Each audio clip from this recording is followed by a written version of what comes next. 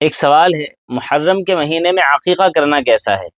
क्या अकीक़ा करना जैसे आम महीनों में सही है, इस महीने में भी सही है?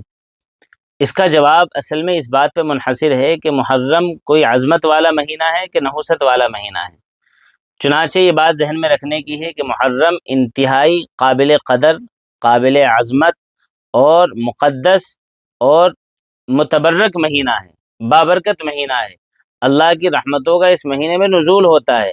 नबी पाक अलैहिस्सलातु वस्सलाम ने ख़ास महीनों में इसका शुमार फरमाया है। हत्ता कि अरबों के यहाँ भी अशहुर हुर्रुम में महीना शुमार किया जाता था।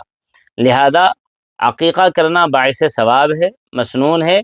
जैसे आम महीनों में, उनके आम दिनों में अकीक़ा करना अल्लाह के रसूल की सुन्नत है, आप कर सकते हैं किसी भी महीने और किसी भी दिन में। इसी तरह मुहर्रम के महीने में आप किसी भी दिन में अकीक़ा कर सकते हैं। इंशाअल्लाह ताला पूरा सवाब आपके हिस्से में आएगा।